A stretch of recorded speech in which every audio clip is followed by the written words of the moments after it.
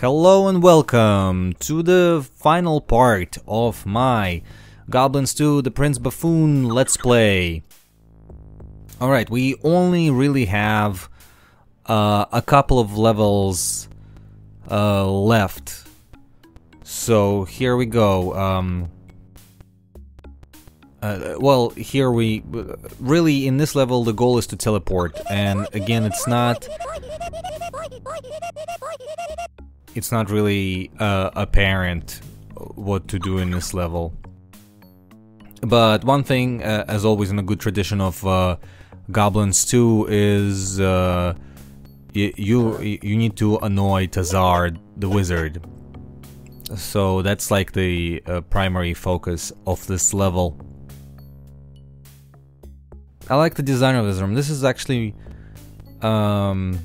I think a bit more reminiscent of the rooms in the first game, sort of like big space in the center and objects around the edges. And you actually can see a painting right there on top of the goblins from the first game.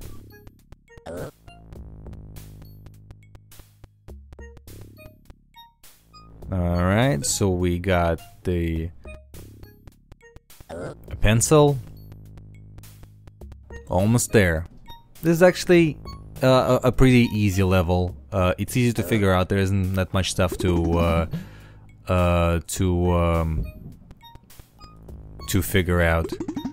It's not very apparent what exactly needed to be done.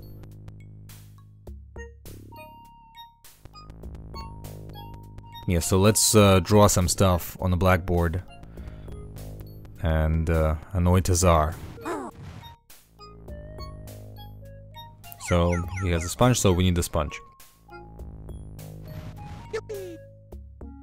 I love those. The animations in this game are top notch.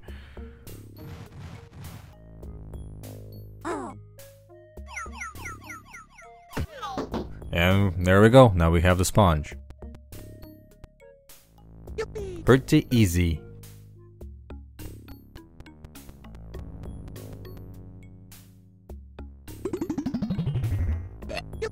Yeah, for some reason the sprite wasn't there before for the possessed buffoon.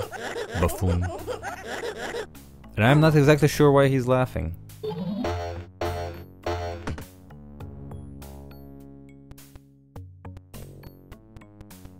I like that picture of Tazar in a suit on the left. I'm not really sure what that's all about. But yeah, so we of course gonna do the obvious. And yep, here we go. There's we got the boomerang. Obviously you wouldn't know to do this on the first try, but you know, it's pretty easy to figure out. Yeah, so obviously we need to catch that. So here we go. That's like, you know, many of the puzzles in Goblins. You do something, something happens, and then you just sort of, you know, do it again correctly.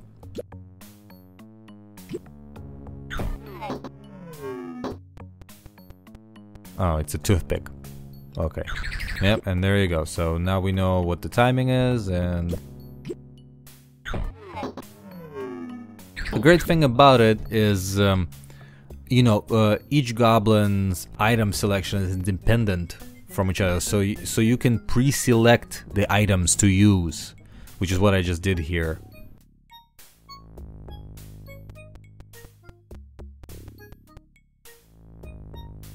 Of course.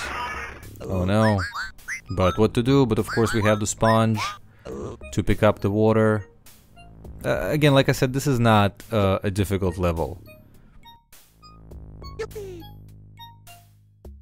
Especially as far as Cocktail Vision's games go, like this is pretty easy.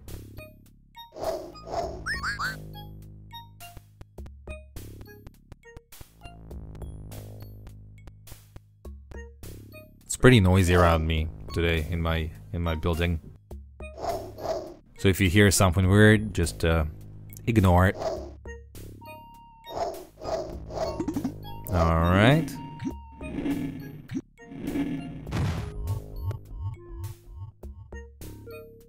And now we have this thing, which is a interdimensional door. And here it is. The last level of the game. So we have the evil ammoniac holding Prince Buffoon hostage.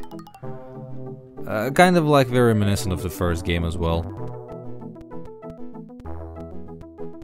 And this level, I also will say, is not very hard. It's just, it has a lot of sort of combined interactions.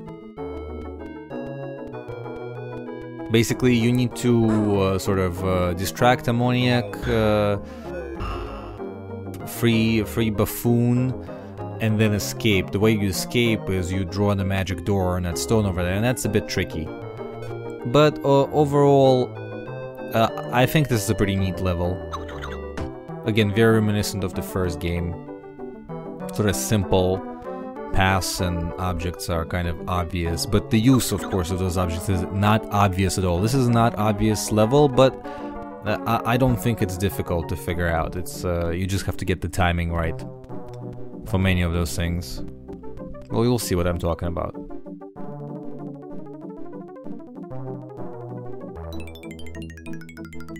Alright.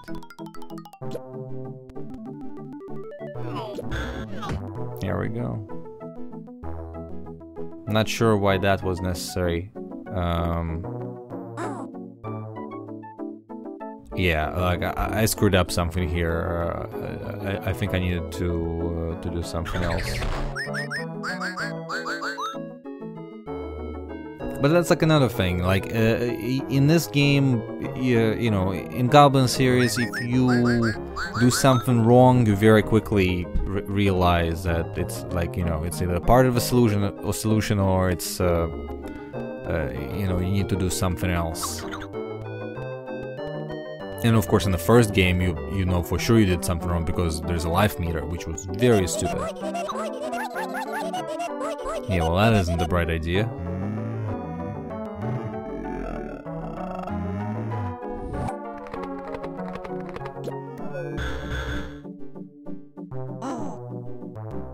Actually, Ammoniac is not that menacing, right? At least he had the decency to talk to us first.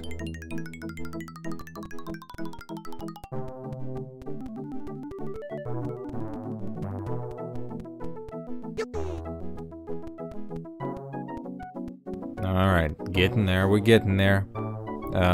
Yes, I just need to figure out what to do with the head.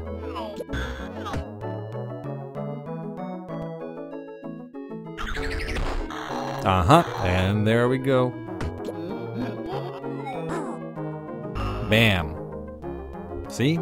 That's action. And now we just have to go back. Well, here's the thing. What you do, yes, you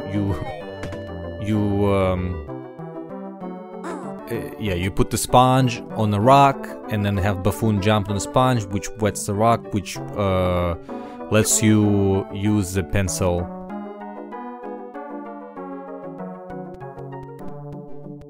On a stone to draw a door. Now the timing is a bit crucial in here, and yeah, like once it's wet, you really have to act very quickly.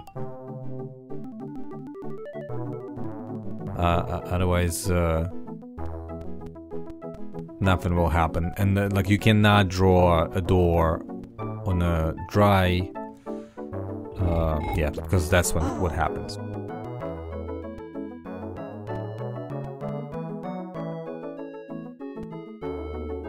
All right. Yes. Of course. I don't understand why. Why I'm doing this, but yeah, like basically, the solution is you have to make the rock wet again.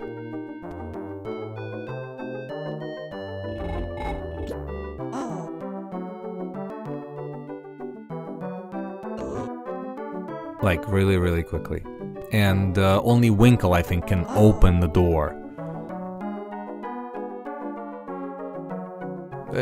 Honestly, this is a pretty, pretty annoying time puzzle, but hardly the hardest. Actually, now that I think about it, all the hard parts in this game happen about halfway through, really.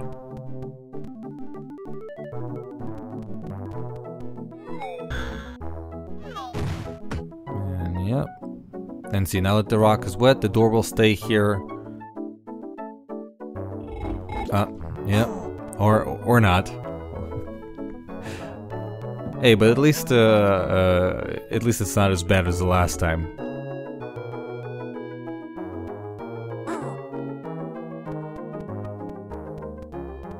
So there we go. Winkle goes on the edge. All right, let's draw the door and handle. Yep. And there we go.